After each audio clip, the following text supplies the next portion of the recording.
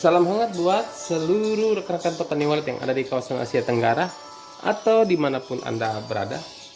Kembali bersama saya Teddy Archie dari Swat Channel.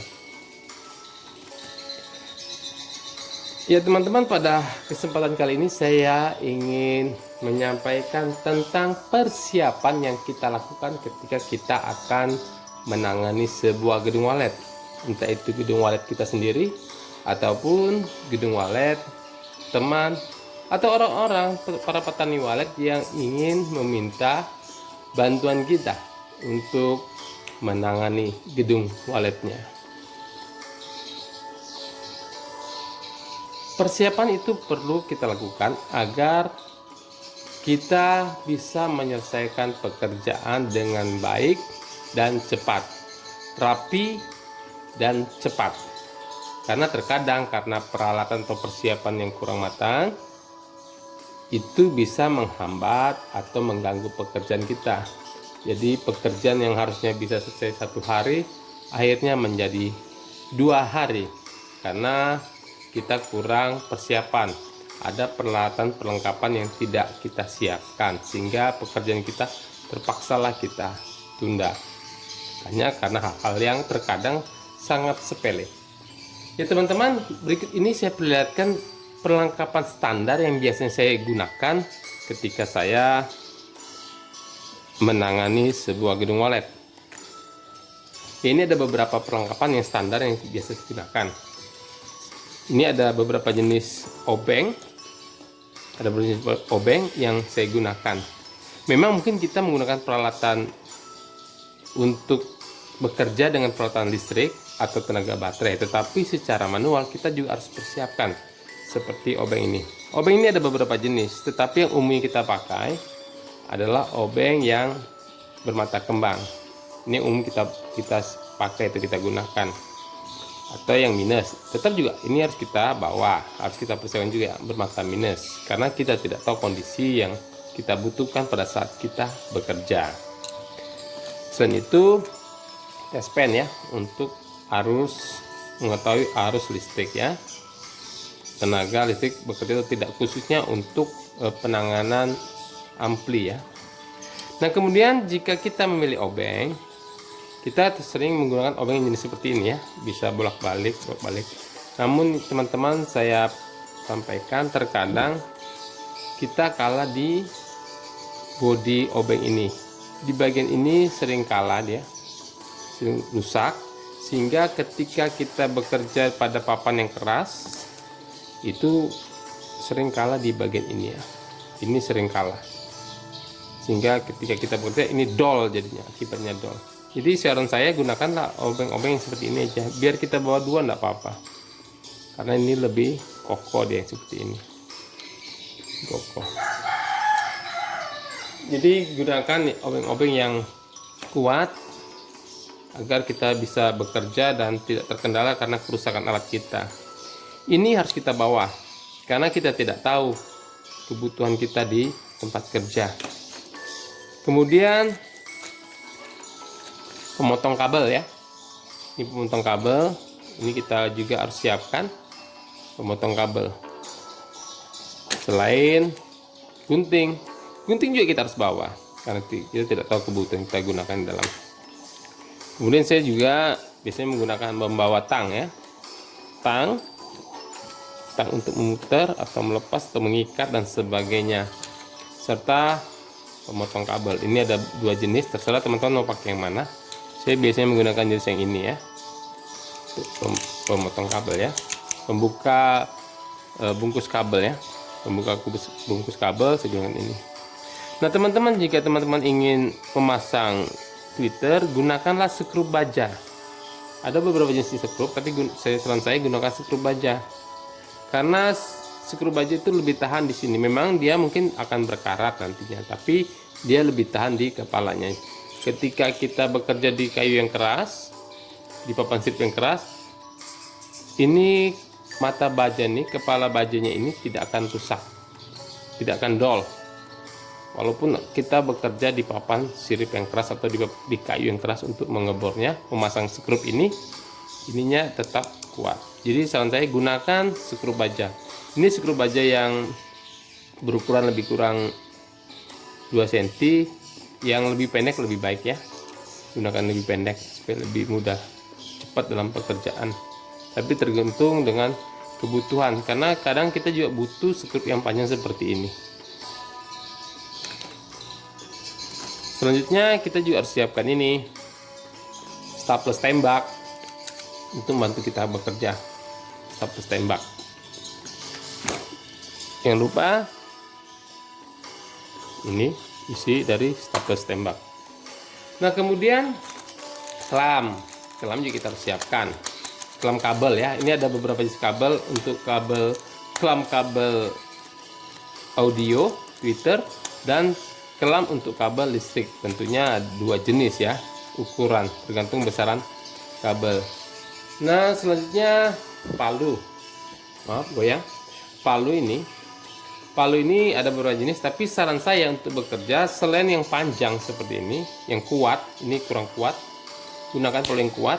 Selain yang panjang, teman-teman harus siapkan palu yang pendek, yang ukuran mungkin lebih pendek dari jengkal tangan saya ya, pendek, agar lebih mudah bekerja ketika memasang paku kelam ini.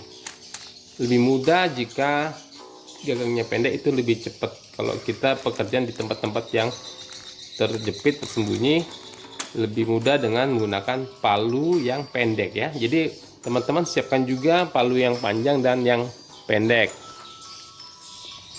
Kemudian ini senter ya. Senter bisa disiapkan 2 atau 3 senter, tidak apa-apa.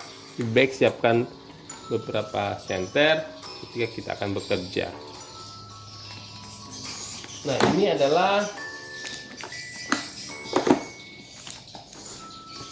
ya, ini untuk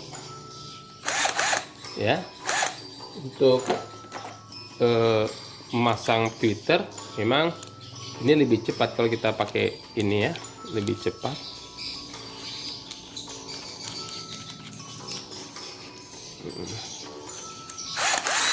Ya, lebih cepat kalau kita menggunakan ini. Rapi.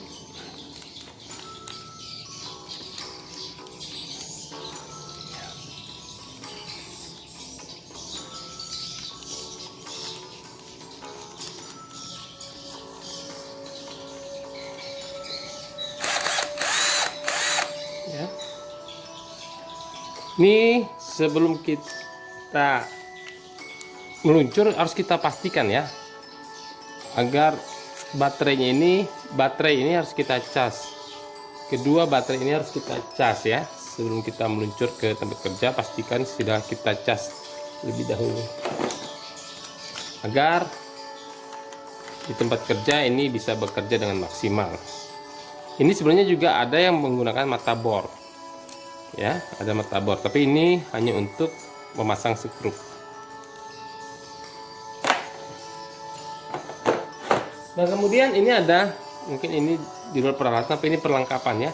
Ini namanya selongsong bakar. Yang selongsong bakar ini kita potong pendek-pendek nanti untuk menjadi penutup sambungan kabel atau lilitan kabel. Pekerjaan lebih rapi dan lebih cepat dengan menggunakan selongsong bakar ini. Ini tersedia dalam meteran jika dijual. Ini kami sebut dengan nama selongsong bakar. Ya, ini perlengkapan yang biasa saya gunakan, tapi masih ada satu yang belum. Ya, ini dia, korek gas. Korek gas ini punya 2 fungsi. Yang pertama untuk para perokok, yang kedua untuk memanasi selongsong bakar ini ya, atau membuka kabel juga biasa menggunakan korek gas ya. Jadi korek gas juga harus kita siapkan. Jadi ya, selanjutnya teman-teman ketika akan bekerja, teman-teman harus membuat daftar list ya. Daftar list, catatan barang-barang apa saja yang harus dibawa. Dicatat, dicek catatan. Katakan obeng 2 buah, obeng kembang dan obeng minus ada dicontreng. Selanjutnya pemotong kabel, tangkawat, palu, mata bor, dan seterusnya. Staples dan isinya itu dicatat semua dan dicek sebelum berangkat ke lokasi. Ini penting dicatat supaya jangan sampai ada alat kita yang tertinggal. Karena sampai ketika kita tertinggal itu kita akan terhambat karena ada alat kita yang tidak kita bawa ke lokasi. Ya, ini sedikit saran saya buat teman-teman yang ingin bekerja atau menangani sebuah gedung walet. Persiapan-persiapan apa saja yang harus kita lakukan. Tentunya masih ada peralatan lain lah ya, perlengkapan lain yang mungkin tidak saya sebut di sini yang menjadi kebiasaan teman-teman atau yang sering dibawa. Tetapi ini adalah perlengkapan standar yang bisa dibawa ke lokasi. Apalagi jika teman-teman juga sebagai seorang tenaga teknisi elektronya ya, elektro, dimana pasti perlu lagi perlengkapan lain untuk mengukur tegangan dan sebagainya jika menangani arus listriknya ya, arus listriknya, menangani sambungan-sambungan di ampli dan sebagainya, penggunaan tenaga surya itu untuk teknisi yang bagian elektro pasti lebih paham, dan ada lagi alat-alat lain yang perlu dibawa. Tapi dalam standar umum ini yang kita siapkan. Demikian teman-teman, semoga apa yang saya sampaikan ini bisa memberi kebaikan dan pencerahan buat semua. Lebih dan kurangnya saya mohon maaf. Jika teman-teman ingin terus mengikuti channel ini, silahkan di subscribe. Dan bagi yang sudah subscribe, sudah menekan tombol lonceng, saya mengucapkan terima kasih. Salam sukses produktif dan salam SWAT buat semua.